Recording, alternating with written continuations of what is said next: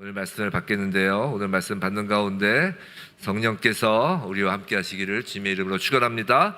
자, 오늘 말씀은 출애굽기 14장 15절부터 31절인데요. 좀 길더라도 우리 하나의 말씀이니까 우리 함께 봉독하도록 하겠습니다. 시작. 여호와께서 모세에게 이르시되 너는 어찌하여 내게 부르짖느냐? 이스라엘 자손에게 명령하여 앞으로 나아가게 하고 지팡이를 들고 손을 바다 위로 내밀어 그것이 갈라지게 하라. 이스라엘 자손이 바다 가운데서 마른 땅으로 행하리라. 내가 애굽 사람들의 마음을 완악하게 할 것인즉 그들이 그 뒤를 따라 들어갈 것이라. 내가 바로와 그의 모든 군대와 그의 병거와 마병으로 말미암아 영광을 얻으리니 내가 바로와 그의 병거와 마병으로 말미암아 영광을 얻을 때에야 애굽 사람들이 나를 여호와인 줄 알리라 하시더니 이스라엘 진 앞에 가던 하나님의 사자가 그들의 뒤로 옮겨가매 구름 기둥도 앞에서 그 뒤로 옮겨 애굽 진과 이스라엘 진 사이에 이르러 서니 저쪽에는 구름과 흑암이 있고 이쪽에는 밤이 밝음으로 밤새도록 저쪽이 이쪽에 가까이 못하였더라. 모세가 바다 위로 손을 내밀매 여호와께서 큰 동풍이 밤새도록 바닷물을 물러가게 하시니 물이 갈라져 바다가 마른 땅이 된지라. 이스라엘 자손이 바다 가운데를 육지로 걸어가고 물은 그들의 좌우에 벽이 되니 애굽 사람들과 바로의 말들과 병거들과 그 마병들이 다 그들의 뒤를 추격하여 바다 가운데로 들어오는지라. 새벽에 여호와께서 불과 구름 기둥 가운데서 애굽 군대를 보시고 애굽 군대를 어지럽게 하시며 그들의 병거 바퀴를 벗겨서 달리기가 어렵게 하시니 애굽 사람들이 이르되 이스라엘 앞에서 우리가 도망하자. 여호와가 그들을 위하여 싸워 애굽 사람들을 치는도다. 여호와께서 모세에게 이르시되 내 손을 바다 위로 내밀어 물이 애굽 사람들과 그들의 병거들과 마병들 위에 다시 흐르게 하라 하시니 모세가 곧 손을 바다 위로 내밀매 새벽이 되어 바다의 힘이 회복된지라. 애굽 사람들이 물을 거슬러 도망하나 여호와께서 애굽 사람들을 바다 가운데 엎으시니 물이 다시 흘러 병거들과 기병들을 덮되 그들의 뒤를 따라 바다에 들어간 바로의 군대를 다 덮으니 하나도 남지 아니하였더라. 그러나 이스라엘 자손은 바다 가운데를 육지로 행하였고 물이 좌우에 벽이 되었더라. 그날에 여호와께서 이같이 이스라엘을 애굽 사람의 손에서 구원하심에 이스라엘이 바닷가에서 애굽 사람들이 죽어 있는 것을 보았더라. 이스라엘이 여호와께서 애굽 사람들에게 행하신 그 큰 능력을 보았으므로 백성이 여호와를 경외하며 여호와와 그의 종 모세를 믿었더라. 아멘. 오늘 피 이후에 물을 건너는 이유란 제목으로, 제목이 재밌죠? 피 이후에 물을 건너는 이유란 제목으로 우리 출애굽기 홍해 장면의 말씀을 받을 때 우리가 이 홍해를 건너 하나님을 경외하고 하나님을 예수님을 믿는 그 우리의 그 믿음이 더욱 굳건해지기를 주님의 이름으로 축원합니다. 자, 출애굽기는 구원이 무엇인지를 설명하기 위한 한 편의 다큐멘터리 영화와 같아요. 그냥 영화면 이제 가짜지만 다큐멘터리 영화는 그래도 넌픽션이잖아요. 한 편의 다큐멘터리 영화와 같다는 생각이 들었어요. 각본, 연출, 촬영 감독 모두 하나님이 하시죠. 우리도 하나님께서 만드시는 이 구원이라는 영화의 그 다큐멘터리 영화, 그 역사 속의 한 장면을 걸어가고 있는 배우들이에요. 우리는 그 구원이라는 영화 속에서 지금 어떤 한 장면을 찍고 있는 거라고요. 그런데 이미 우리 앞서서 이 흑백 기록 영화가 있는 거예요. 이 구약이라는 이름으로 먼저 촬영된 영화가 있는 거예요. 그 영화를 보면서 이 구약이라는 이름으로 먼저 촬영된 그 장면 어디를 찍고 있는지, 그 의미가 무엇인지를 파악하면 지금 우리가 출연하는 현재 이 오늘이라는 역사를 잘 우리가 찍을 수 있다는 것이죠. 오늘 홍해를 건너는 장면을 그래서 우리가 지금 보는 거예요. 자, 유월절 어린 양의 죽음과 임방과 문설주에 발라진 피는 예수 그리스도의 십자가 죽음과 십자가에서 흘려진 예수 그리스도의 보혈을 구약의 이스라엘 백성들의 역사 속에서 보여주는 흑백 영화 예표라고요. 분명히 어린 양의 피가 발라진 그 집안의 사람들에게는 죽음이 넘어갔어요. 그런데 하나님은 바로 곧이어 그들을 홍해 바다 앞으로 인도하셨다고요. 매우 의도적으로 말이에요. 왜일까? 어린 양의 피로 이미 살았는데 왜 또 홍해를 건너게 하시느냐 말이에요. 우리로 치면, 우리의 이 영화로 치면, 우리의 이 인생 영화로 치면 우리가 예수를 믿었어요. 예수 그리스도의 십자가로 죽음이라는 죄의 형벌을 모두 예수께서 십자가에서 값을 치르셨다는 사실을 믿고 이제 우리가 살았는데 그럼 된 거 아니냐는 거예요. 그런 의구심이 드는 거죠. 그럼 된 거 아니냐? 예수 십자가를 믿었는데, 예수의 그 대속의 은혜를 믿어서 우리가 이제 죽음에서 생명으로 건져짐을 받았는데 그럼 된 거 아니냐? 이 홍해 장면의 의미를 알고 소화해야 우리도 그럼 구원에 있어서 반드시 그 필요한 홍해를 건너는 우리 인생 영화의 장면을 두려움 없이 찍을 수 있는 것이에요. 자, 지난주에 15절, 16절을 살펴보았는데 좀 더 보겠습니다. 15절에서 하나님이 모세에게 말씀하세요. 백성에게 부르짖지 말고 앞으로 나아가라 라고 하셨죠. 근데 이 말이 정말 현실적으로 가능한가요? 앞에 바다가 있는데 앞으로 나가라 라는 말은 상식적으로 좀 이해가 안 되죠. 근데 여기서 우리는 구원의 첫 걸음인 믿음이 무엇인지를 한 가지 알게 되는 거예요. 믿음은 우리의 어떤 이해, 우리의 지식적으로 아는 것, 어떤 상식, 어떤 그런 인간의 머릿속의 계산이 아니라 믿음은 나가라 라는 그 하나님의 말씀에 대한 순종이라는 거예요. 우리는 종종 이렇게 생각합니다. 그 순종에 대하여도 마음이 좀 정리가 되면 내가 순종하겠습니다.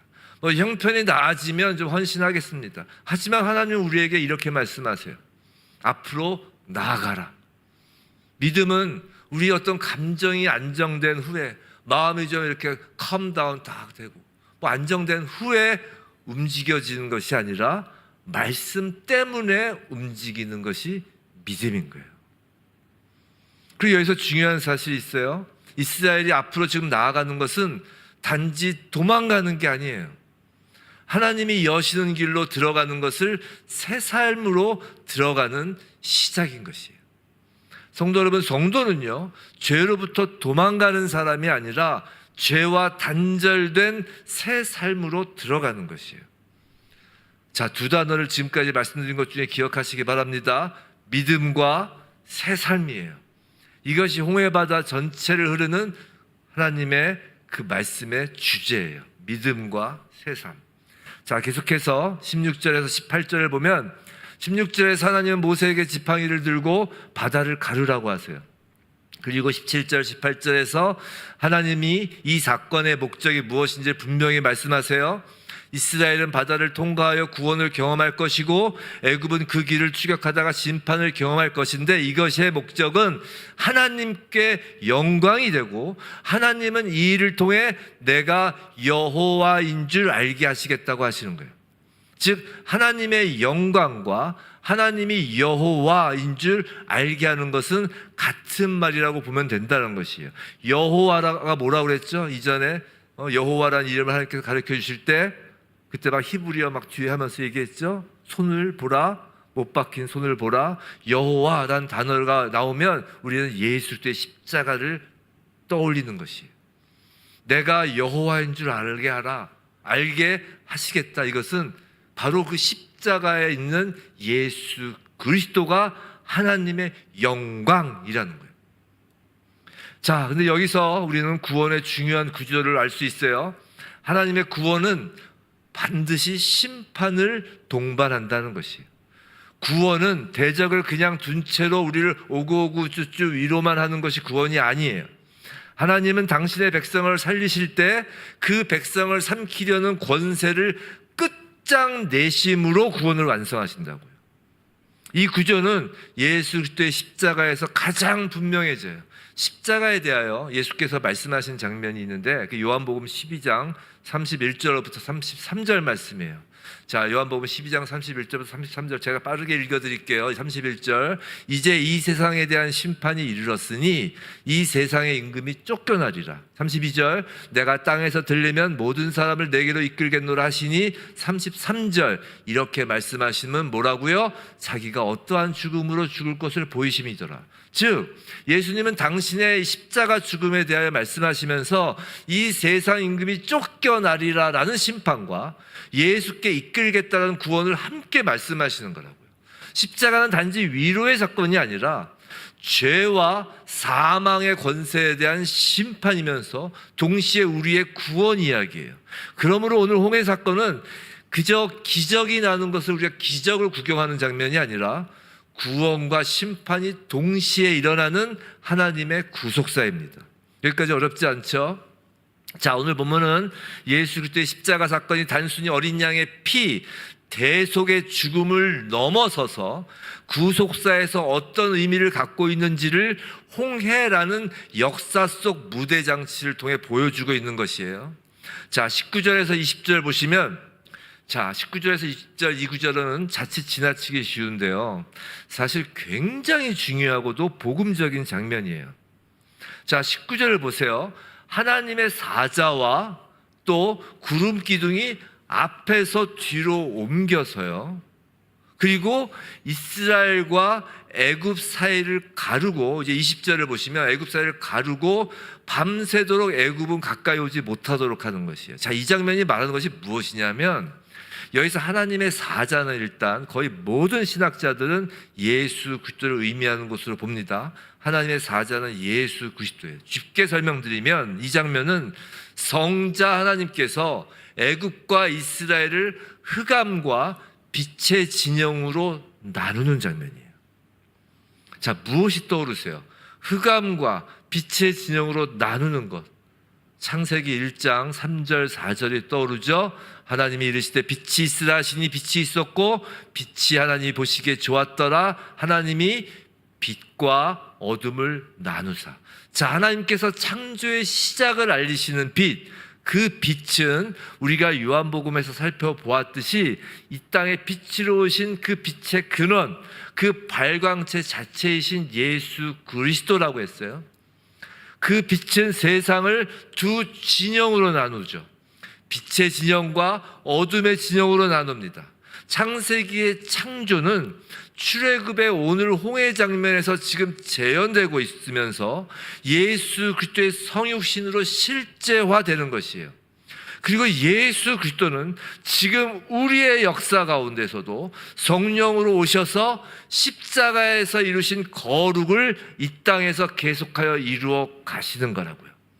갑자기 거룩이라는 단어를 썼어요. 성도 여러분, 거룩이 뭐예요? 거룩은 구별됨이에요. 거룩은 holy, holy라는 게 아니라 구별됨이라는 건 아시죠? 이게 원어적으로 구별됨이에요. 빛이 어둠으로부터 구별되는 것이 거룩이에요. 구원과 심판이 구별되는 것이 거룩이에요.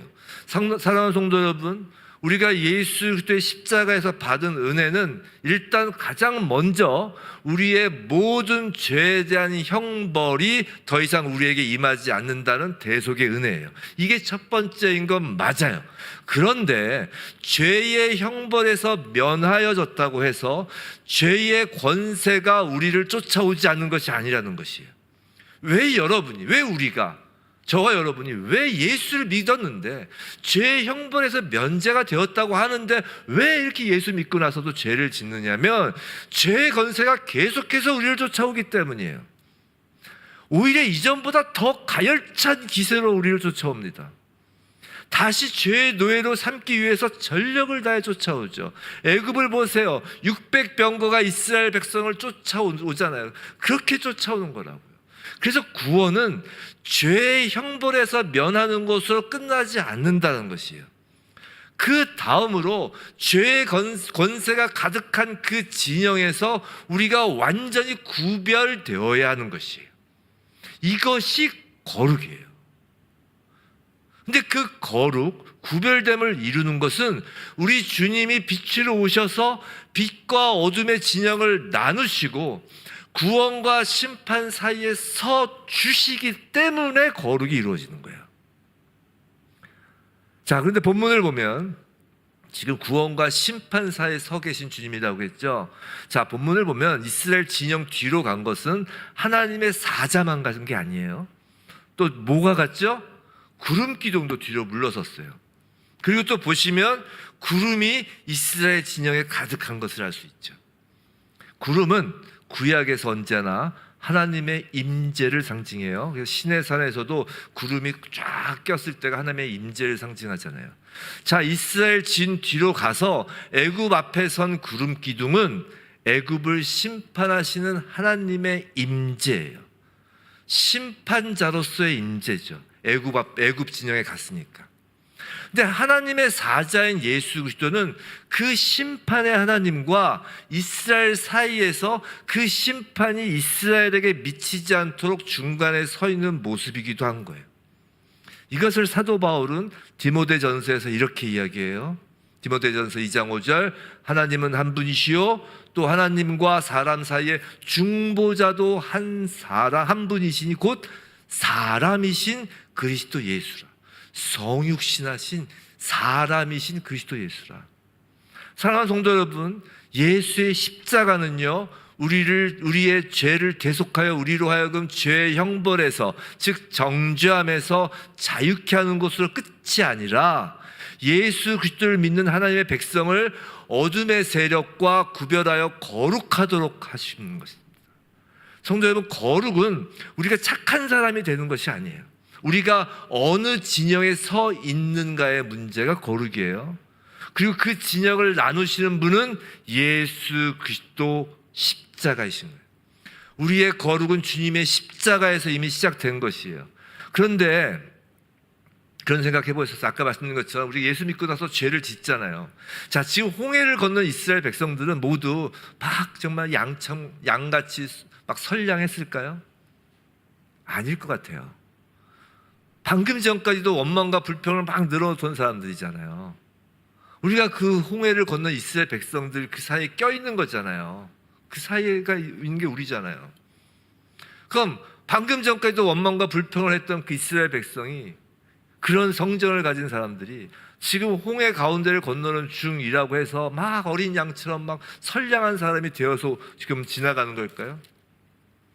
물론 막 정신없이 도망가느라고 죄를 짓지 못할 수는 있어도 분명히 그 중에는 서로 앞서가겠다고 막 어깨 밀치고 막 다리 걸고 막 그런 사람도 있었을 거라고요.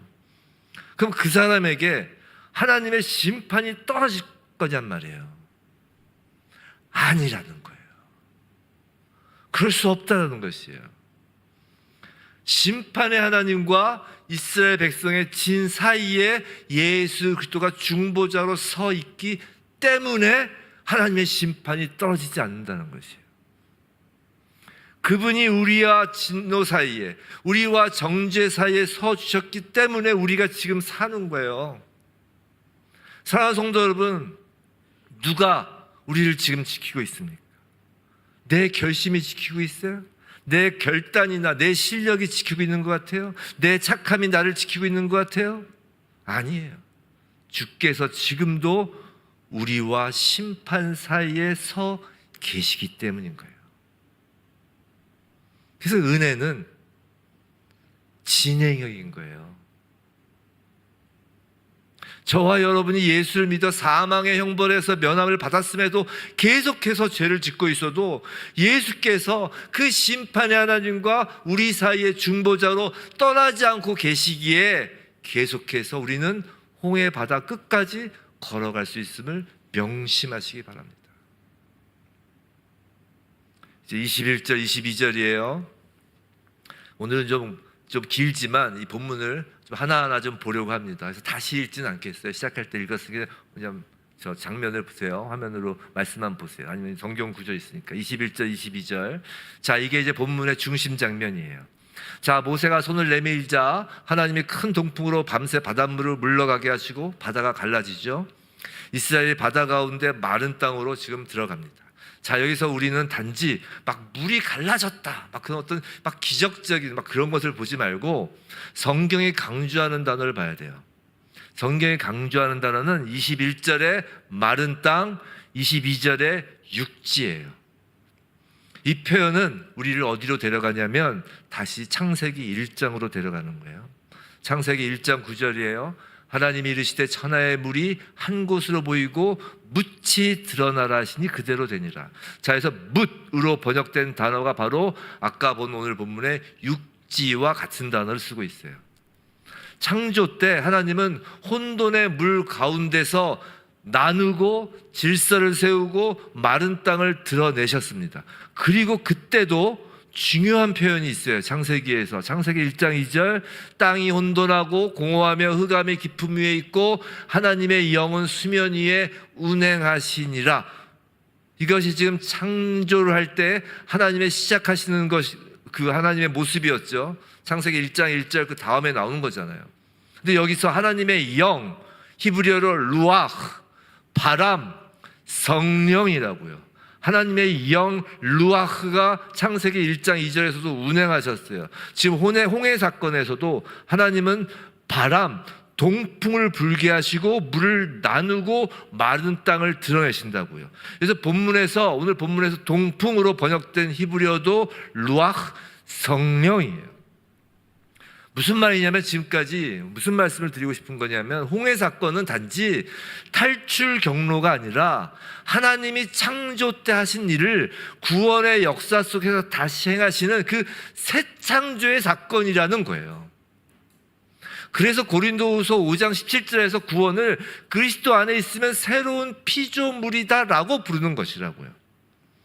사랑하는 성도 여러분, 홍해를 건너는 것은 살아남기가 아니라 새 피조물로 태어나는 통과란 것이라고요. 이제 여기서 우리가 처음 던진 그 핵심 질문으로 돌아갑니다.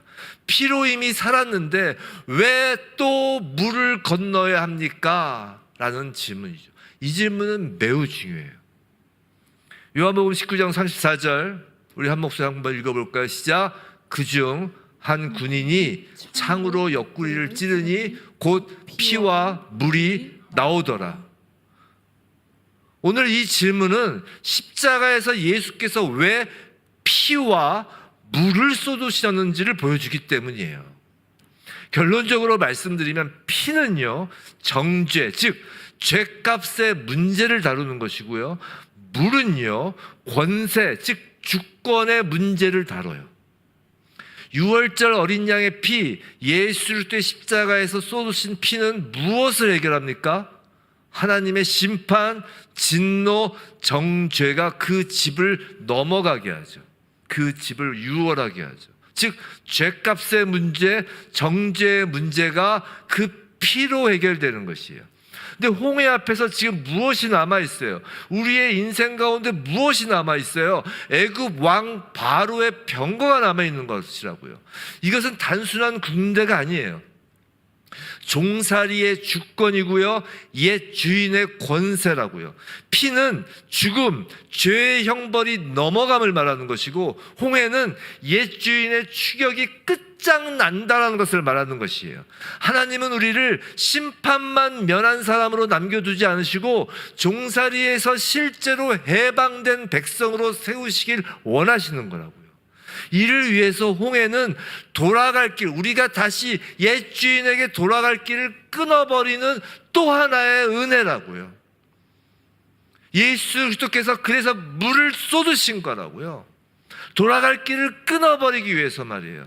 이스라엘의 진짜 위험은 바다가 아니라 마음속에 그 애굽으로 돌아가고 싶은 본능이었잖아요. 하나님은 홍해를 우리로 하여금 건너게 하심으로 그 돌아갈 길 자체를 끊으시는 거예요. 성도 여러분, 우리도 그렇습니다. 예수의 피를 믿으면서도 여전히 옛 삶의 구조를 붙들고 싶어 하는 것이에요. 그래서 하나님은 우리를 살리시려고 때로는 돌아갈 다리를 끊으시는 거예요. 그게 아프지만 그게 은혜라는 거예요. 이것을 바울은 세례, 연합의 모형으로 해석하죠. 고린도전서 10장 1절 2절 말씀이에요. 형제들아, 나는 너희가 알지 못하기를 원하지 아니하노니 우리 조상들이 다 구름 아래에 있고 바다 가운데로 지나며, 지금 홍해 사건을 이야기하는 거잖아요. 2절, 모세에게 속하여 다 구름과 바다에서 뭘 받아요? 세례를 받고. 그리고 로마서에서 세례의 의미는 더욱 분명해지죠. 로마서 6장 3절 4절, 무릇 그리스도 예수와 합하여 세례를 받은 우리는 그의 죽으심과 합하여 세례를 받은 줄 알지 못하느냐? 그러므로 우리가 그의 죽으심과 합하여 세례를 받음으로 그와 함께 장사되었나니 이는 아버지의 영광으로 말미암아 그리스도를 죽은 자 가운데서 살리신 것 같이 우리로 또한 새 생명 가운데서 행하게 하려 함이라. 그리스도의 죽음과 부활에 연합하여 옛사람의 주권이 끝장나고 새 생명으로 행하게 되는 것이라고 하는 거예요. 행하다, 걷다라는 거라고요. 성도 여러분, 피는 정죄를 해결하고 물은 주권을 바꿉니다. 피는 살게 하고 물은 새롭게 살게 하는 것이에요. 사는 것과 새롭게 사는 것은 다른 차원이에요. 그러니 어린 양의 죽음 이후에도 홍해를 건너야 하는 이유가 이것입니다. 하나님께서 우리가 예수 믿고 바로 하늘로 휙 데리고 가지 않으시는 이유는 바로 이것이라고요. 하나님은 그저 우리를 살려만 두시는 분이 아니라 새 창조의 백성으로 만들어 실제로 걷게 하시는 분이기 때문이에요. 또 22절에서 매우 재미있는 표현이 있는데요. 22절에서 물은 그들의 좌우의 벽이 되니라고 해요. 그죠? 이 벽이란 말은 어떤 도시와 성전의 어떤 경계의 이미지를 떠올리게 하죠. 경계. 이 벽, 이 경계잖아요. 이 바다는 원래 경계가 없는데 하나님이 길을 내시고 좌우를 이렇게 벽처럼 쫙 세우세요. 우리 출애굽 그 모세 그 영화 보잖아요. 그리고 좌우를 벽처럼 딱 세우셔서 백성이 이제 거룩한 통로를 지나 이제 새로운 삶의 공간으로 들어가게 하시는 거예요. 저 그런 생각을 해봐요. 우리가 이제 하늘나라 갈 때는 그렇게 좌우에 쫙 그 물의 벽이 서 있지 않을까. 막 그런. 이게 뭘 상징하는 거냐면 홍해는 이렇게 쫙 갈라지면서 새로운 출생, 지금 새로운 출생이잖아요. 새 창조잖아요. 새로운 출생을 위한 그 산모의 자궁에서부터 아기가 태어나는 엄마의 그 산도처럼 지금 묘사되는 거예요. 참으로 하나님의 그 새 창조의 영화의 그 연출은 신묘박측하죠. 자, 23절에서 25절. 자, 23절에서 25절. 이제 애굽이 바다 가운데로 들어옵니다. 애굽은 이스라엘이 지나간 길을 정복의 길로 착각해요. 자, 성도 여러분, 이것이 죄의 본성이에요. 하나님이 여신 길을 보며 나도 내 방식으로는 되겠다라고 덤벼드는 것이 죄의 본성이에요. 잘 생각해 보세요. 이 땅의 피조 세계를 누가 만드셨어요? 하나님께서 다 만드신 거잖아요. 그런데 그걸 보고 마치 내가 할 수 있겠다, 내가 만들 수 있겠다라고 덤벼드는 것이 죄의 본성이라고요. 정말 은혜 받은 자는 누리는 자예요. 그래서 하나님이 해놓으신 것을 누리는 게 정말 은혜 받은 거예요. 나도 내 방식대로 되겠다고 덤벼드는 것이 죄의 본성이라고요. 그러나 그 애굽이 나도 내 방식대로 걸어가겠다고 했던 그 길은 믿음 없는 자에게 사실은 길이 아니라 뭐라고요? 24절 어지럽게 하시며 라고 합니다. 24절 보면 그죠? 출애굽기 24절 보면 새벽에 여호와께서 불과 구름 기둥 가운데서 애굽 군대를 보시고 애굽 군대를 어지럽게 하시며라고 한다고요. 그죠? 길이 아닌 혼돈만 있는 것이에요. 자, 여기서 아까는 애굽이 어디에 있었나요? 흑암에 있었어요. 자, 지금 어지럽게 하시고 지금은 혼돈이에요. 하나가 더 있죠? 하나가 더 있어요. 창세기 1장 그 성령이 하나님의 영이 수면 위를 운행하실 때 세 가지가 있었잖아요. 그게 뭐예요? 흑암과 혼돈과 또 하나가 공호나 맞아요. 공호. 자, 그게 28절 나와요. 28절 보면 물이 다시 흘러 병거들과 기병들을 덮되 그들 뒤를 따라 바다에 들어간 바로의 군대는 다 덮으니 하나도 남지 아니하였더라. 하나도 남지 아니하였더라. 이게 뭐예요? 공허, 허무예요. 즉 새 창조에 들어오지 못한 애굽은 흑암과 혼돈과 공허에 남겨진 사람이라고. 자, 흑암은 우리로 치면 우리가 이제 알죠. 흑암은 그 빛을 보지 못하는 것이 흑암이에요.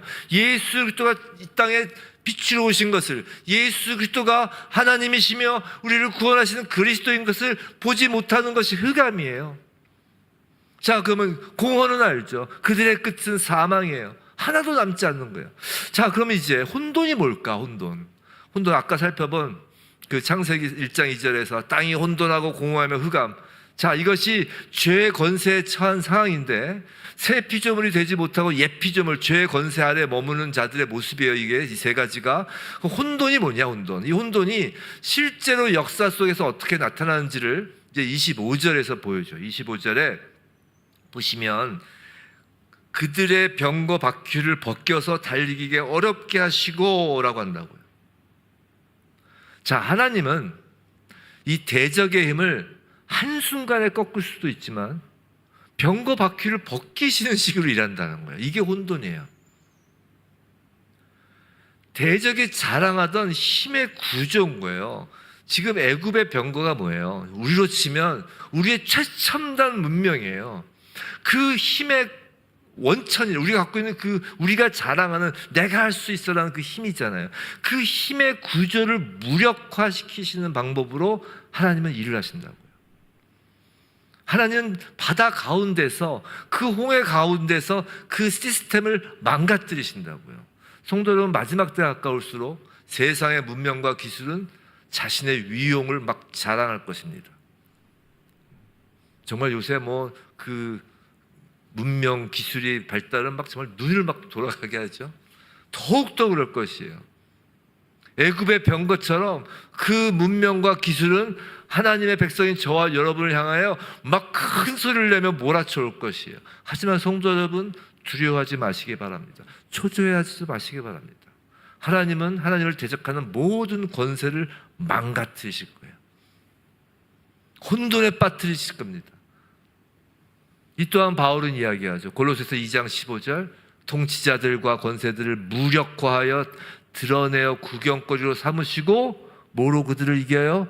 십자가로 그들을 이겨요. 예수 그리스도의 십자가로 이기셨다고 하는 거예요.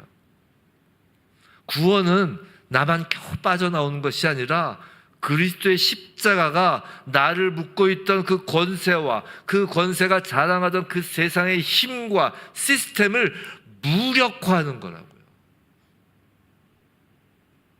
26절에서 28절. 자, 하나님은 모세에게 다시 손을 이제 내밀라고 하십니다. 바닷물이 돌아와 애굽의 군대를 덮습니다. 그리고 아까 본 28절 끝에 보세요. 성경은 아주 단호하게 이야기해요. 하나도 남지 아니하였더라. 하나도 남지 않는 거예요.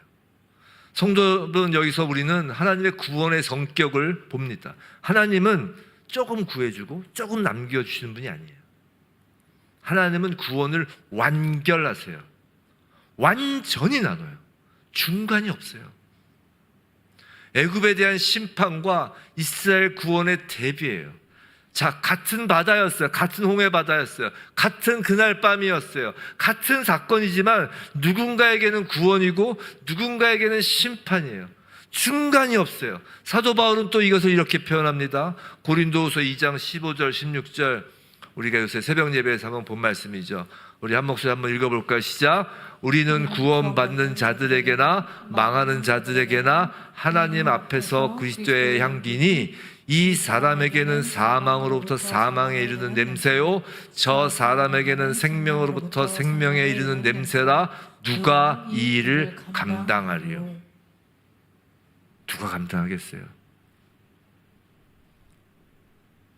이 말씀은 매우 은혜로운 말씀이기도 하면서 매우 두려운 말씀이기도 한 거예요.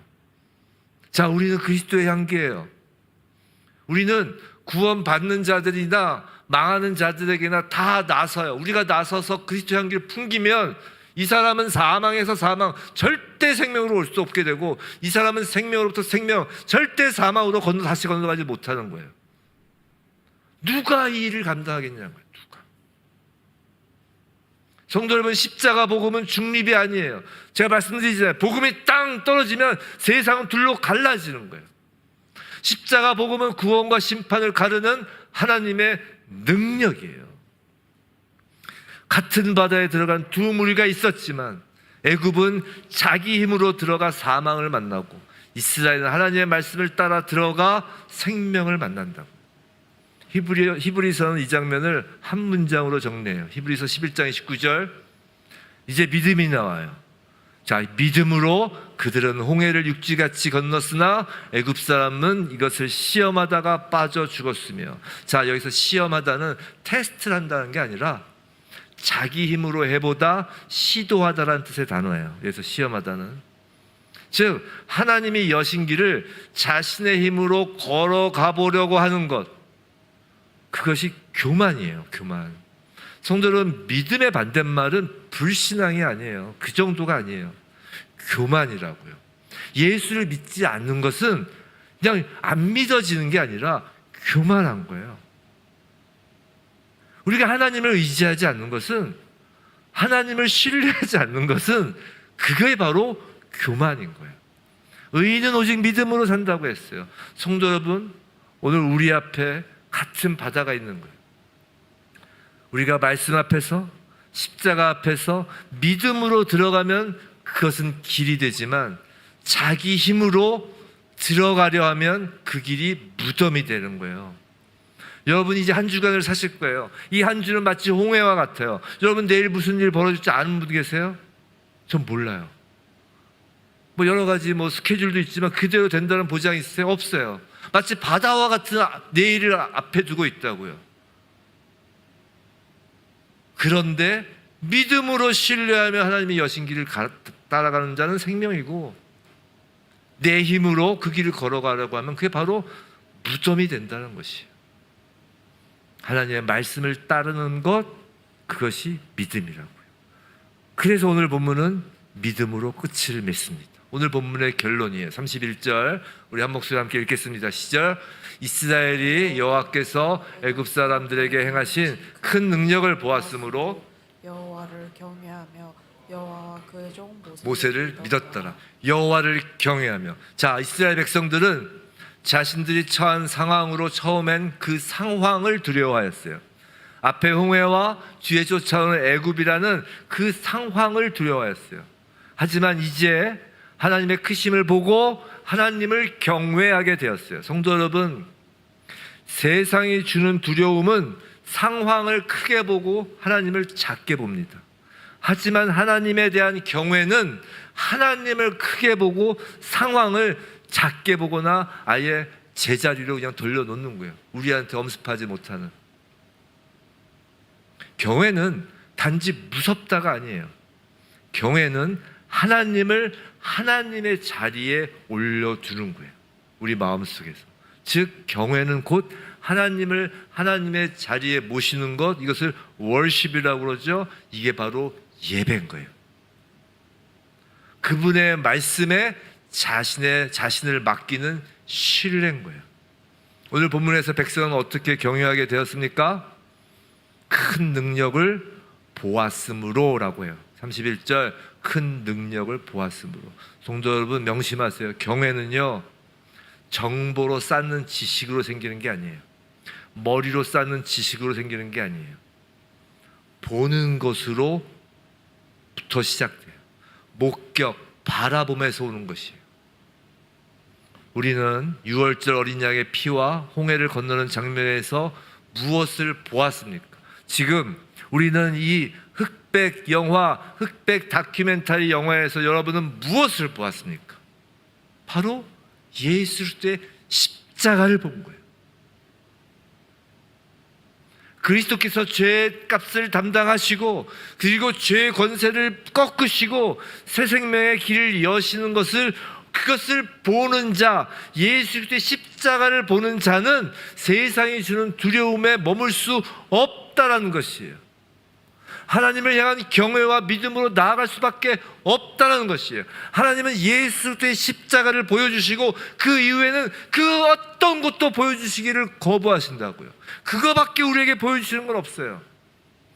예수 그리스도의 십자가를 보시고도 다른 것을 보여달라고 하는 것은 예수의 십자가로 아직 하나님을 경외하지 않기 때문이에요. 즉 믿음이 없기 때문이에요. 사랑하는 성도 여러분, 창세기에 하나님께서 천지를 창조하신 일이 역사적 사실로 믿는 여러분이라면 예수 그리스도의 십자가로 이루시는 새 창조도 역사적 사실인 거예요. 예수 그리스도는 십자가에서 피와 물을 쏟으셨어요. 피를 믿는 사람은 반드시 물을 건너야 해요. 피를 믿는 것으로 끝내지 말고 물을 건너시기 바랍니다. 용서받았다는 확신만 붙들고 옛삶의 구조를 유지하지 말아야 하는 것이에요. 피는 정죄를 해결합니다. 그러나 물은 주권을 바꿔준다고요. 하나님은 우리를 용서받은 종으로 남겨두시는 것이 아니라 자유한 백성으로 걷게 하신다고요. 하나님이 끊으시는 돌아갈 길을 은혜로 받으시기 바랍니다. 하나님이 어떤 문은 닫으세요. 어떤 다리를 끊으실 때가 있어요. 우리 인생 가운데 끊으실 때가 있어요. 그때 우리는 원망하지만 하나님은 우리를 살리시려고 귀한 불과 상태를 만드시는 거라고요. 두려움을 경외로 바꾸시기 바랍니다. 오늘도 병거 소리가 들릴 수 있어요. 그렇지만 주님은 어디 계시냐고요? 우리와 그 병거를 몰고 오는 대적 사이에 서 계시는 거예요. 구별하시는 거예요. 그것이 우리를 거룩하게 하시는 거예요. 하나님은 길을 내십니다. 그리고 하나님은 그 대적을 끝장내십니다. 성도 여러분, 여러분은 어디에 서 계십니까? 홍해는 중립지대가 아니에요. 기독교의 중립지대란 있을 수 없어요. 구원과 심판이 동시에 드러나는 자리예요. 믿음으로 그 길을 들어가면 그것이 길이 되고, 자기 힘으로 들어가면 그 길은 무덤이 되는 거예요. 그리고 하나님은 오늘도 우리에게 말씀하세요. 앞으로 나아가라. 그런데요, 그냥 앞으로 나아가라 하지 않으세요. 아까 본 19절, 이스라엘 진 앞에 가던 하나님의 사자가 그들의 뒤로 옮겨가매. 이게 무슨 말이에요? 이스라엘 진 앞에 가던 하나님의 사자가 있었다는 거잖아요. 우리 앞에 앞서가고 계신 예수 그리스도를 보면서 우리는 나아가라는 것이에요. 우리가 예수 그리스도의 십자가를 바라볼 때 하나님은 우리의 죄를 사하실 뿐만 아니라 우리를 거룩하게 하시고, 우리를 엄습하는 죄의 세력을 진멸하시고, 우리로 하여금 홍해 가운데서 마른 땅을 걷도록 하는 그 새로운 피조물로 새 창조에 참여하는 예배자로 세우시는 거예요. 예수 그리스도의 십자가를 바라봄으로 그 모든 것이 다 이루어지는 것입니다. 할렐루야. 부디 하나님의 이 말씀에 순종하고 피로 살린 그 백성을 물을 건너 새 창조로 이끄시는 하나님을 신뢰함으로, 예수 그리스도의 십자가를 바라봄으로 길끝에서 우리의 인생 마지막, 우리는 오늘이 마지막이에요. 제가 말씀드렸죠. 우리는 오늘이 마지막입니다.